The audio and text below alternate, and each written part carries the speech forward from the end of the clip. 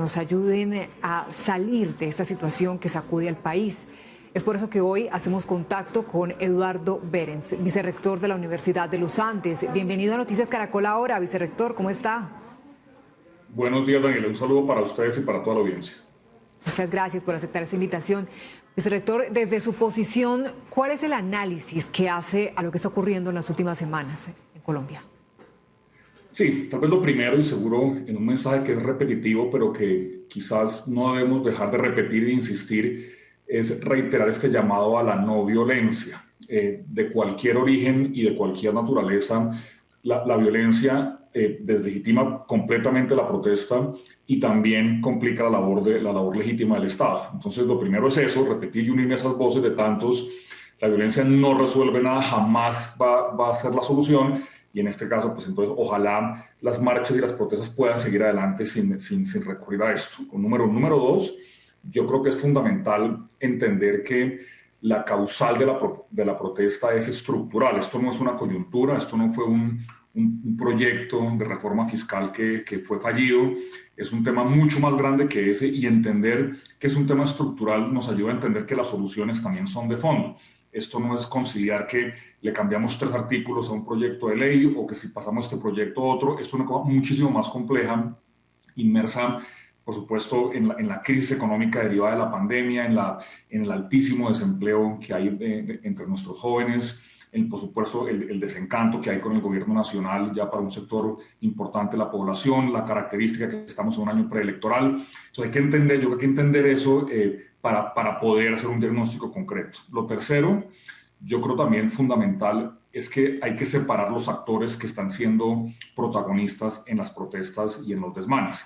Yo creo que hay 3 actores distintos que no están, que ocurren simultáneamente, pero que no deberían estar correlacionados. El número uno, que es el más importante para mi gusto, los jóvenes, por supuesto, una voz legítima, una voz urgente, una voz que nos está diciendo: queremos más oportunidades, queremos estudiar, queremos trabajar, queremos un mejor futuro.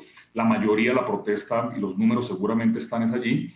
Un segundo elemento, pues los vándalos, algunos incluso a sueldo, personas que pretenden desestabilizar el país, incluso ciertas teorías conspirativas, incluso internacionales, de personas que quieren afectar el orden social en Colombia. Eso también está ahí, eso no lo debemos negar, por supuesto no tiene que ver nada con lo primero. Y lo tercero, pues también actores políticos locales que, pescando en río revuelto, quieren sacarle provecho electoral de corto plazo. Yo creo que hay que separar esas tres van a seguir ahí, van a seguir conviviendo, pero que no revolvamos ni las conversaciones ni las soluciones que estamos proponiendo en esas tres. Y para terminar, reiterar que la primera es la más importante. La desesperanza entre nuestros jóvenes, muchos de los que están marchando seguramente son personas que no están trabajando, que no están estudiando, que están atrapados en la trampa de la pobreza latinoamericana, que es tan profunda y tan descorazonadora. Y es ahí donde tenemos que, repitiendo las voces que ustedes mencionaban antes, hay que escucharlos, hay que entender que ese pedido es legítimo y que sin oportunidades para los jóvenes, pues seguramente la sociedad pues no tiene un futuro promisorio, y tenemos que resolver y enfocarnos primeramente en eso. Sí, justamente sobre esos actores también le quería preguntar, y quiero que nos detengamos, los jóvenes, porque son la mayoría de quienes están protestando claramente.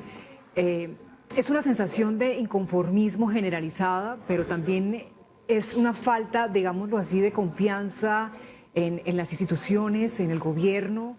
¿Qué es lo que viene pasando? O para ir un poco más de fondo, escarbando un poco más allá en ese malestar que hoy ha levantado en una sola voz a gran parte de jóvenes de nuestro país, vicerrector. ¿Usted cómo ve las cosas?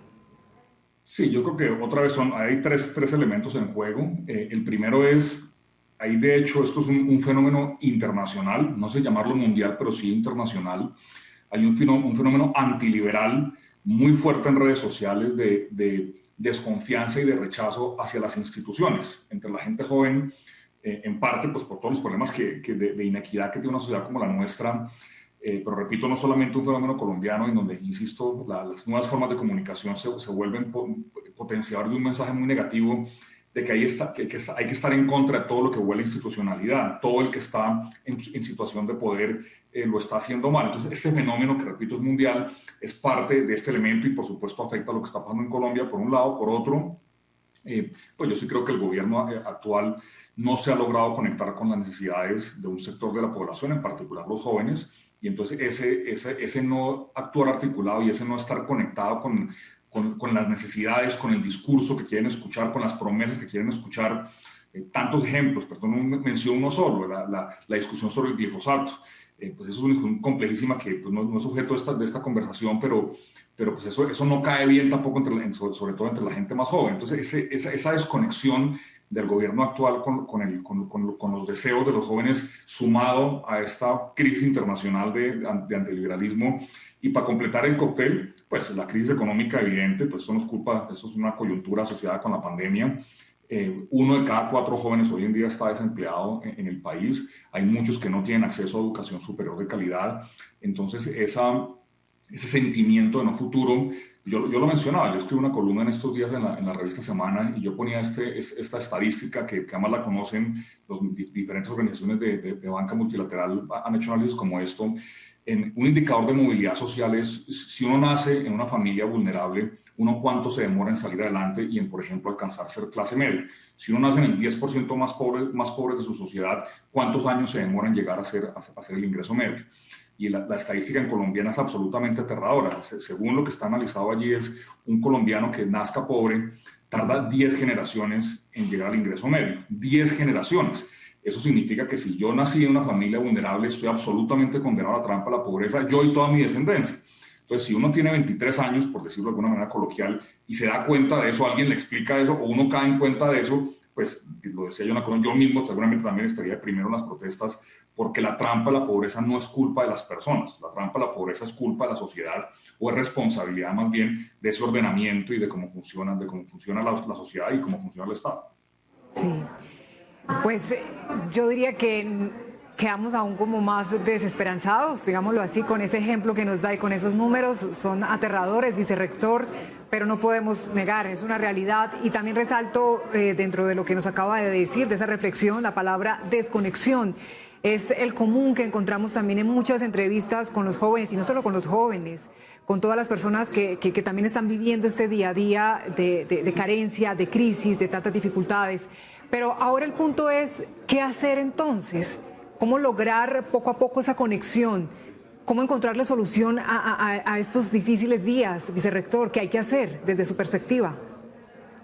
Yo creo que se pueden hacer varias cosas. Yo, por supuesto, que no tengo la solución a los problemas del país, ni más faltaba, pero uno puede sugerir algunas cosas. La primera es, lo que ustedes decían, es entrar en este modo de escuchar, pero escuchar de verdad. No es simplemente hacer un taller comunitario y tener 800 personas dando opiniones, es escuchar de verdad. O sea, que los órganos del gobierno, incluso los líderes de la protesta, porque aquí hay otro componente, y es los líderes del paro, los que se han vuelto, o que terminarán siendo los voceros del paro, los líderes sindicales, ellos también tienen que ojalá tengan una gran conciencia y una gran responsabilidad de las voces que están representando, porque creo yo que, por ejemplo, un gremio sindical no necesariamente, un sindicato de trabajadores no necesariamente es el mejor vocero de los estudiantes o de los jóvenes del país.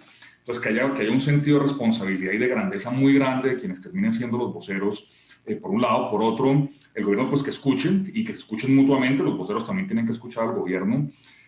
Número 2, también creo que es un llamado a la sensatez de parte y parte. Ahora, pues, estamos demandando al gobierno: conéctese, escuche, pare bolas, no haga reformas que son impopulares, pero también hay que pedirle sensatez a los voceros del paro, porque si los pedidos empiezan siendo, perdón, uso la palabra, ridículos, pues nos llenamos de puntos de honor en donde la conversación no va a avanzar. Por ejemplo, voy a decirlo coloquialmente, figurativamente, que los voceros del paro digan: paramos si el presidente renuncia, o solamente detenemos el paro si le dan $1 millón de pesos a todos los colombianos. O sea, los pedidos también tienen que ser muy sensatos, ya que estamos en un momento en el que, de hecho, la sociedad, creo yo, mayoritariamente está diciendo: no, escuchemos los reclamos de los marchantes, si esa palabra existiera en castellano, de quienes marchan, pero también tienen que ser sensatos. Y otro componente que también quiero volver a algo que dijimos al principio, la no violencia. Yo creo que para los que están en las marchas, y sobre todo para esta gente joven, que es para mí el corazón y lo importante del fenómeno, también una solidaridad, que también lo mencionan ustedes ahora, el tema de que haya corredores humanitarios, que no detengan las ambulancias, que por ejemplo haya un corredor humanitario para temas de bienes de primera necesidad, de combustible, porque además, si no lo hacen, terminan afectando a personas que además están de acuerdo con su protesta. y si lo que se pretende es que la sociedad colapse, pues ahí sí seguramente ahí vamos a perder todos. Entonces, repito, es escuchar, número uno. Número dos, gran sensatez de parte y parte, discutir muy bien cómo es el tema de la vocería, y número tres, que durante las marchas se respeten los derechos también de los que no están marchando. Berens, vicerrector de la Universidad de los Andes, le agradecemos mucho las reflexiones que nos ha compartido en la mañana de hoy y su disposición aquí en Noticias Caracol Ahora. Un abrazo. Muchas gracias, Daniela. Un abrazo para todos. Recuerde que está conectado con Noticias Caracol Ahora. Vamos a una pausa y ya regresamos con más información.